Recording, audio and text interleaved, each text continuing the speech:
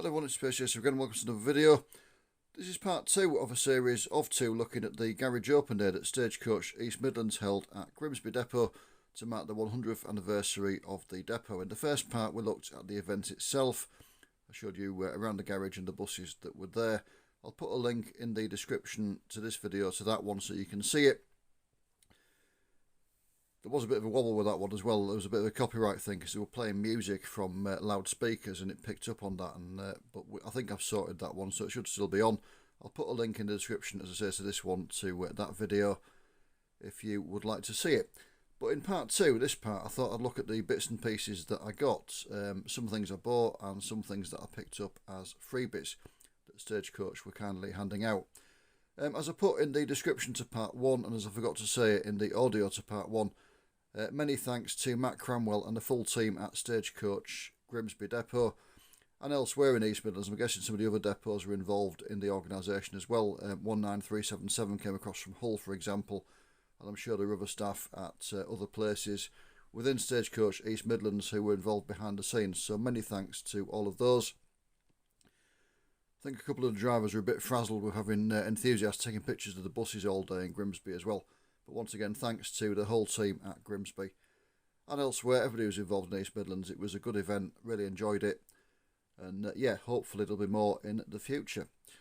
So what did I get? Well, if Mrs. Pacey Chase is watching, nothing at all, didn't buy anything.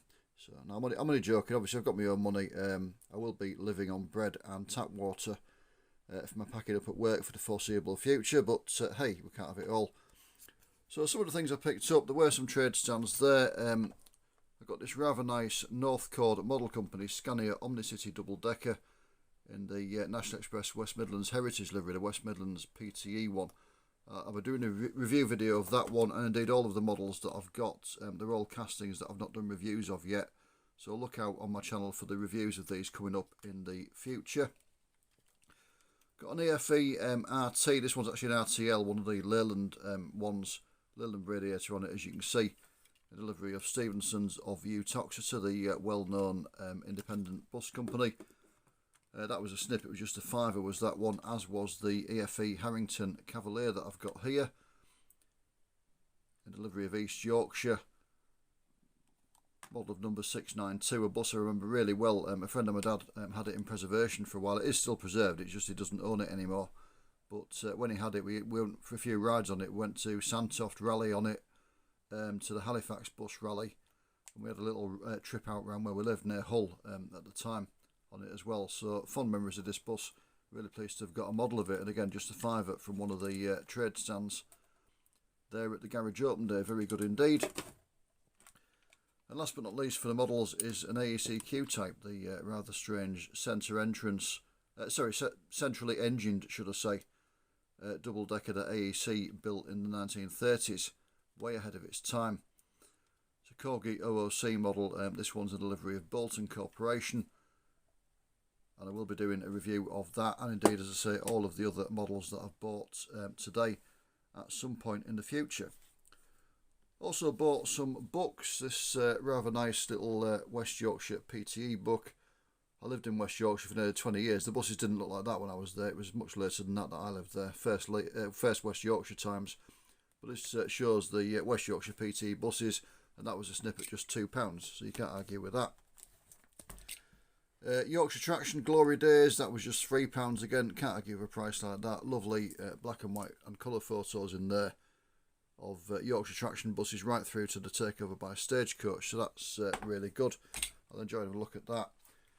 And one of the excellent Map Group publications detailing the fleet history, in this case of Lincolnshire Road Car in National Bus Company days, 1969 to 1988. I've already got the East Yorkshire one of that series and I use it quite extensively, so it's very much worth having. Just tells you all the buses they had, all the ones they got year by year, and the one when they were disposed of and things like that. And something that did catch my eye in it was this photo of a Bristol LH in Hull. Now, looking at the buses in the background, that must have been taken before the Humber Bridge was opened. So I believe the bus, looking at the allocation list in the back of this, was allocated to Gainsborough. So it must have been quite a journey from Gainsborough to Hull on that vehicle, bouncing along. And of course, one you'd love to do today, if you could possibly do it, it'd be brilliant, wouldn't it? all that way in a Bristol LH. Stagecoach had some freebies they were giving out as well. I had a ride on Lolly, the Seasider 16962 that was doing the shuttle service from the depot to the town centre. I believe it was supposed to be one of the preserved GCT vehicles, but unfortunately they've all developed mechanical problems and they couldn't be there, so they used Lolly the Seasider, one of the open top B7TLs. Again, many thanks to whoever allocated that, because it's the one that's hoovering, making the loud sort of hoover sound. So it's a proper enthusiast choice, and it was much appreciated. I had a lovely ride on it. I videoed it as well. There'll be a video on my channel shortly after I release this video of it as well, from the inside. There's a couple of videos of it passing outside as well, so really, really good. Look out for those. But yeah, nice choice. Again, thanks to whoever allocated it to the service today. So from it, I got this timetable for the Cleethorpes Seasiders. And I got the Lolly, the Seasider badge as well. You pick them up when you get on it. From the depot, the stall at the depot, I got the Splash the Seasider one as well. They had some of those, although I've not been on Splash at all actually. I'm slacking. Stagecoach pencil in the new blue sort of colours, and then a nice free bag if I can get it in the shot. The Seasiders bag, went for the orange one. They had various colours, but I thought I'd be bright and cheerful and go for the orange. So yeah, it was definitely well worth going to. Again, many thanks to everybody who organised it. Hopefully there'll be more events like it in the future. And if you didn't get to go to this one, look out for any future events and go along. It was well worth attending. As always, thank you for watching. Like I said, if you want to see part 1, the event itself, I'll put a link in the description. But yeah, thanks for watching. Take care, and I'll see you soon. Bye for now.